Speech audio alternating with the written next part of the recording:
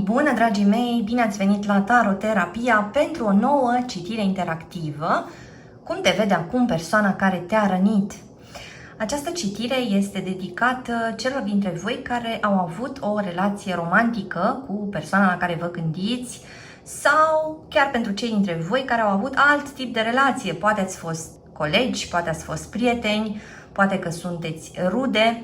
Așadar, explorăm aici acele conexiuni încheiate sau acele conexiuni în care au fost probleme foarte mari și din care au apărut suferințe. Iată aici grupul 1 cu tarotul viceversa. Aici avem grupul 2 cu tarotul Golden Dawn și aici avem grupul 3 cu tarotul celor 78 de uși. Folosim de asemenea pentru citirile voastre acest set Lenormand. Vă rog să alegeți cel puțin unul din aceste 3 grupuri, să luați de aici ceea ce rezonează, pentru că avem o citire colectivă. Pentru seturi de tarot, oracole, cărți, cursuri de tarot cu metoda Taroterapia, vă invit pe site-ul www.taroterapia.ro. Începem acum citirea noastră. Sunt aici cu grupul 1, cu cei dintre voi care au ales tarotul viceversa. Cum te vede acum persoana care te-a rănit? Și avem aici o persoană care este cu gândul la tine acum mai mult decât a fost vreodată, ascultătorule. Iar asta îi stârnește niște emoții foarte puternice. Mai mult decât atât, persoana asta pare extrem de ocupată cu studiatul mișcărilor tale. E pe urmele tale, practic, zi și noapte. El sau ea nu pare să aibă deloc pace în perioada asta. Haideți să vedem mai departe. Interesant că toate astea vin după o perioadă în care persoana asta crezuse că te-a uitat. Crezuse că se terminase totul între voi doi, că nu mai era cale de întoarcere sau că nu mai rămăsese nimic de spus sau de făcut în această conexiune. Așadar, iată că acum revii în forță în mintea acestei persoane și persiști în lumea interioară a acestei persoane. Atât de mult încât persoana asta nu mai reușește să facă ceea ce făcea de obicei. Nu mai muncește bine sau poate că nu mai reușește să se simtă bine cu activitățile sale obișnuite. De ca și cum, ascultătorule, această persoană este bântuită de imaginea ta. Până acum apar Vărsător, Pești, Balanță, Taur, Rac, Scorpion, Capricorn, Săgetător. Haideți să vedem ce s-a întâmplat. Ce este cu această reactivare? Ce a reactivat această persoană în privința ta?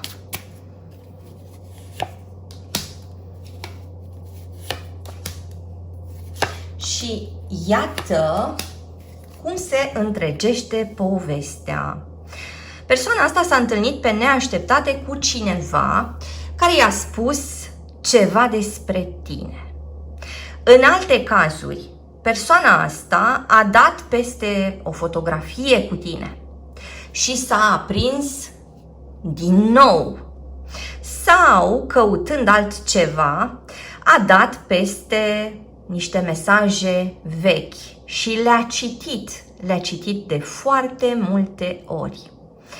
Mai văd că în alte cazuri persoana asta a avut niște vise recente extrem de intense cu tine. Atât de intense, ascultătorule, încât la trezire parcă aproape că te caută prin casă. Și chiar vă rog să-mi spuneți cum rezonează până acum. Așadar, ceva te-a reconturat foarte clar în interiorul acestei persoane. Și acum persoana asta pare să fie dată peste cap de ceea ce se întâmplă. nu înțelege deloc ce e cu această revenire în forță. Văd foarte multă uimire în energia acestei persoane vis-a-vis de ceea ce se întâmplă. Se întreabă neîncetat de ce. Caută în continuare informații despre tine, parcă are o foame nestăvilită să afle mai mult și mai mult și mai mult despre tine. Se întreabă ce ar trebui să facă cu toate chestiile astea. Ce să facă în privința ta? Să revină, să te caute, să folosească un anumit pretext, să își ceară iertare sau să mai aștepte, că poate faci tu vreun pas, să încerce să-ți iasă în cale pe neașteptate. Văd aici că persoana asta nu pare să fie vindecată, ascultătorule. Când s-a îndepărtat de tine sau când s-a certat cu tine sau când a luat acea decizie de a spune stop, nu prea a luat în calcul că nu se va putea desprinde cu adevărat de tine. Și din nou vă rog să-mi spuneți cum rezonează. Părea că inițial persoana asta reușise să treacă foarte ușor peste povestea cu tine, dar ce să vezi? Surpriză! S-au reactivat lucrurile. Ce fusese ascuns sau îngropat îi iese acum cu putere în față. Ceva se reactualizează și spuneam că habar n-are ce să facă cu toate astea. O persoană măcinată de propriile gânduri, o persoană care are o grămadă de amintiri cu tine și o persoană căreia îi răsună în minte vorbele tale. Totul îi apare acum dureros de clar. Un chin continuu la care această persoană pare să fie supusă în perioada asta. Iar pentru unii dintre voi, iată, îmi apare și acest mesaj. Probabil că nici tu, ascultătorule, nu simți acest capitol cu această persoană ca fiind complet închis. Cum rezonează oare? Se pare că amândoi aveți niște lucruri încă nespuse, nerezolvate, neîncheiate. Așadar, pare că ați avut o conexiune cu multă atracție, dar și cu multă competiție. Cred că amândoi v-ați simțit provocați în această relație și în prezent pare că nu sunteți niciunul împăcat cu ceea ce a fost sau cu ceea ce este. Ceva continuă să vă lege, vă zboară gândul unul la celălalt. Poate că fiecare dintre voi doi are încă niște speranțe active, da? Ce aș mai vedea aici? Poate că lecțiile din această interacțiune n-au ajuns la final. Sau poate că sunteți chemați amândoi să reparați ceva. S-ar putea să auzi, ascultătorule, că persoana asta întreabă de tine în stânga și în dreapta. S-ar putea să vezi că persoana asta postează niște lucruri care au legătură cu tine. Sau s-ar putea să visezi și tu această persoană în această perioadă. Iar ție ți se spune, ascultătorule, să îți asculți intuiția în perioada asta, să nu neglijezi ceea ce ți apare spontan, fie în vis, fie în stare de veche. Pare că vei afla niște lucruri interesante. Îți mulțumesc că ai fost cu mine astăzi, te aștept și data viitoare. Între timp, hai pe www.taroterapia.ro. Găsești aici cursuri de tarot cu metoda taroterapia, citiri personalizate, seturi de tarot, oracole, cărți și alte surprize. Dă un like, lasă un comentariu și abonează-te la acest canal dacă ți-a plăcut acest video, iar până data viitoare să ai grijă de tine! Tarotul Golden Dawn, grupul 2, începem citirea noastră. Uitându-mă la acest tablou, aș numi această citire răsturnare de situație sau o nouă răsturnare de situație. Așadar, cum te vede acum persoana care te-a rănit? Iată cum distanțarea ta sau detașarea ta, ascultătorule, poate schimba părerea acestei persoane față de tine. În lipsa ta, persoana asta pare să se plictisească teribil. Pare să se întâlnească cu tot felul de lucruri neplăcute, se luptă cu ele. Persoana asta se întâlnește cu fricile sale. În lipsa ta, persoana asta se întreabă chiar, oare cât valorează? Lipsa ta, ascultătorule, creează un gol prea mare în viața acestei persoane. Și mă întreb cum rezonează cu voi până acum. Cum te vede acum această persoană? Pare că persoana asta ajunge să-ți vadă acum mai ales calitățile, mai ales plusurile, da? Vede avantajele pe care le-a avut odată lângă tine. Ești din nou în topul preferințelor sale. Mai are puțin și îți construiește o statuie, ascultătorule. Persoana asta pare că vede lucrurile diferit de la distanță. Îi apare gândul ăla obsesiv că tu te bucuri fără el sau fără ea, că viața ta poate să fie roz, în timp ce la el sau la ea e un continuu gri închis și o continuă zbatere. Persoana asta se întreabă de ce nu te întorci rapid la el sau la ea, de ce îți vezi oare de ale tale și cum de reușești, cum de îți iese. Se întreabă câteodată această persoană dacă tu chiar ai investit niște lucruri profunde în relația cu el sau cu ea. Adică, oare ce ați trăit voi doi a fost pe bune sau să fi fost un soi de făcătură? Și am spus de la început că citirea de astăzi se aplică oricărui tip de relație, sentimentală, de prietenie, de rudenie sau de altă natură. Apar și alte aspecte interesante și voi continua imediat. Până acum avem Leu, Săgetător, avem pe cineva din Taur, Gemeni, Balanță, avem pe cineva din Scorpion, avem pe cineva din Capricorn sau avem de asemenea pe cineva din Pești. Haideți să vedem în continuare. Așadar, indiferent de tipul de relație pe care ați avut-o, persoana asta pare că a tot fluctuat în interacțiunea cu tine.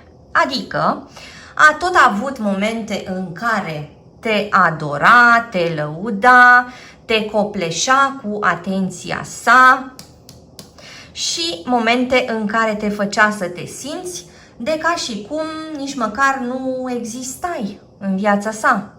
De ca și cum te-ar fi șters din lista sa și nu mai conta nimic din ceea ce venea de la tine, ascultătorule. Apoi se întorcea, venea din nou către tine, te ridica în slăvi. Persoana asta pare să funcționeze ca roata norocului, adică e greu să estimezi cum se va comporta, ce va face. Pare o persoană imprevizibilă, iar motivele pentru care se comportă într-un anumit fel nu doar că nu le mai înțelegi tu, ascultătorule, dar nu le înțelege nici măcar această persoană. Și simt că, în anumite cazuri, nici măcar nu-și pune problema să se mai înțeleagă în vreun fel. Și oare, de ce aveți această dinamică? Pentru că pare aici, ascultătorule, că atâta vreme cât voi doi ați avut o relație strânsă, tu te cam ocupai de tot. Tu erai un soi de eu auxiliar pentru această persoană. Îi mergea bine, Erai tu acolo să te bucuri pentru el sau pentru ea. Îi mergea rău, nicio problemă. Alerga la tine. Tu îi săreai în ajutor.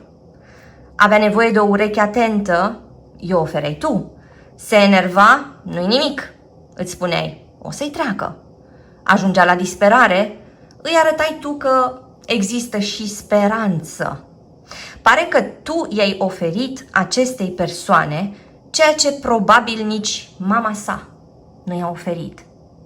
Și iată cum, bazându-se atât de mult pe tine, această persoană devenea tot mai dependentă de tine. Cerea tot mai mult de la tine. Aștepta tot mai mult de la tine. Și mă întreb dacă nu cumva ai ajuns la epuizare încercând să hrănești necontenit și în toate felurile această persoană. Și chiar te rog să-mi spui cum rezonează cu tine. Spuneam că persoana asta se simte tot mai legată de tine acum, așa cum se simțea odată legată de tine, agățată de tine. Te-ai întors în prim plan. Simțindu-se legată de tine în trecut, persoana asta avea niște sentimente foarte intense, avea nevoia de a se lipi și mai mult de tine, însă, de cealaltă parte, se nășteau furia și revolta. De ce să depindă de tine cu totul? De ce să ți se ofere pe tavă? De ce să-ți ofere ție atâta putere asupra lui sau asupra ei? Dacă te gândești să-l strivești. Dacă tu erai nu doar sursa iubirii, dar și marele persecutor. Pleca persoana asta în trecut pentru că simțea că se sufocă și ghici ce? Se întorcea mereu și reintra în scenă pentru că simțea că se dezintegrează fără tine. Probabil că persoana asta nu a reușit vreodată să te perceapă într-un mod echilibrat. Puteai să-i fii cea mai dragă ființă, la fel de bine cum puteai să-i fii cel mai mare dușman. Iar pentru o astfel de relație, întrebarea care apare este ce suferințe sau chiar ce traume similare aveați fiecare dintre voi în bagajul vostru, pentru că pare că ați repetat ceva semnificativ trăind această poveste.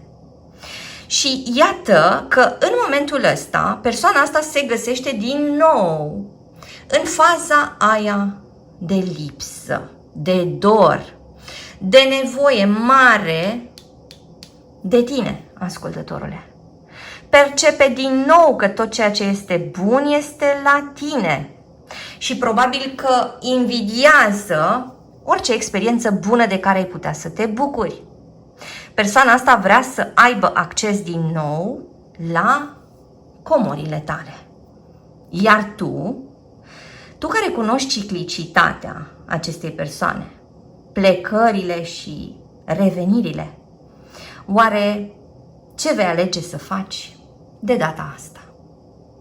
Îți mulțumesc că ai fost cu mine astăzi, te aștept și data viitoare. Între timp, hai pe www.taroterapia.ro.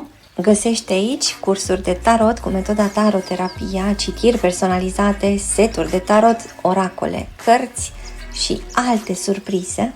Dă un like, lasă un comentariu și abonează-te la acest canal dacă ți-a plăcut acest video, iar până data viitoare să ai grijă de tine. Am ajuns la grupul 3, adică la cei dintre voi care au ales tarotul celor 78 de uși. Cum te vede acum persoana care te-a rănit? Și aș numi citirea voastră Roata se întoarce. Și haideți să vedem de ce.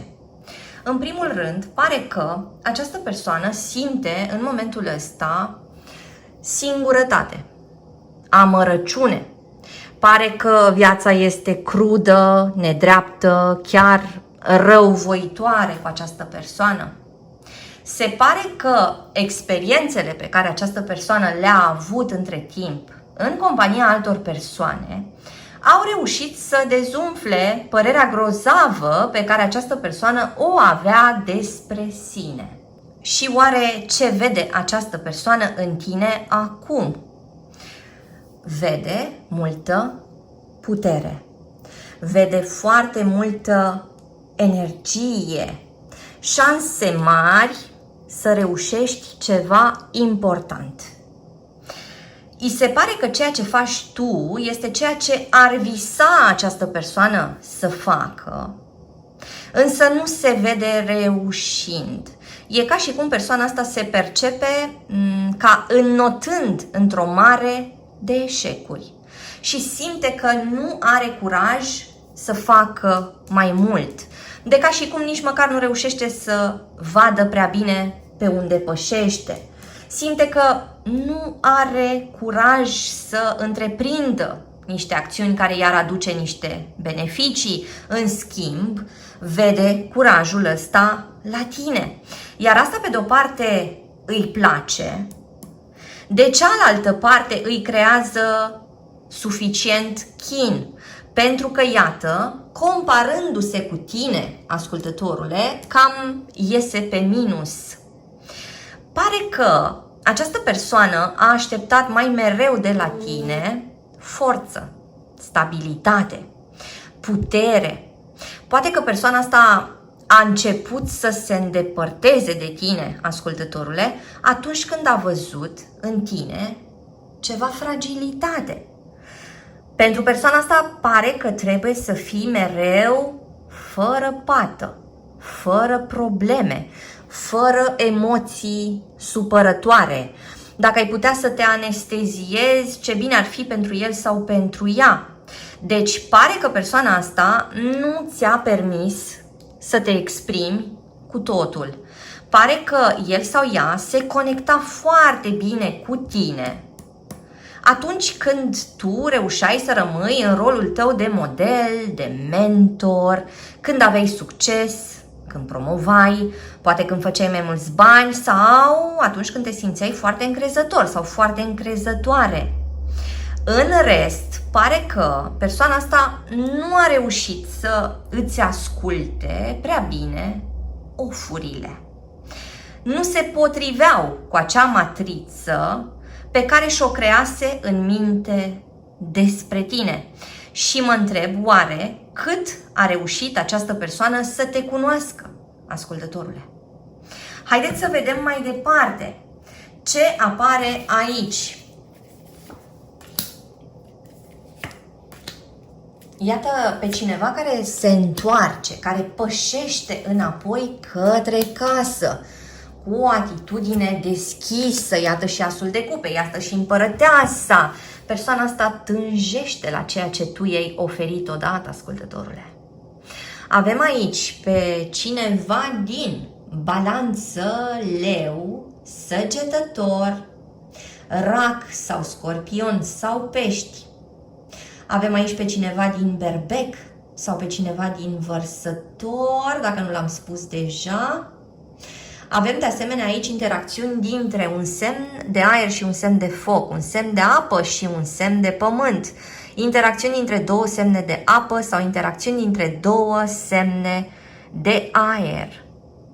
Ce mai observ aici este că în trecut, atunci când tu încercai să te apropii mai mult de această persoană, probabil că persoana asta făcea niște pași înapoi.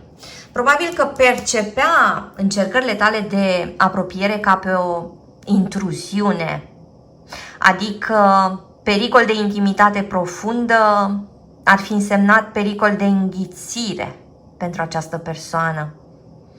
Iar asta înseamnă că persoana asta a preferat mai mereu să te admire cumva de la distanță, în loc să creeze acel spațiu pentru o experiență autentică între voi doi.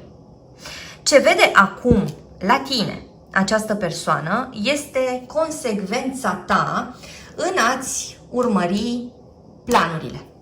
Persoana asta știe că poți. Persoana asta știe că ții de ideile tale și că le poți fructifica. Știe persoana asta că ceea ce tu îți pui în minte, mai devreme sau mai târziu, vei face. Mai observă această persoană că reușești să-ți păstrezi simțul umorului, iar asta contrastează cu amărăciunea sa, de care vorbeam la începutul citirii.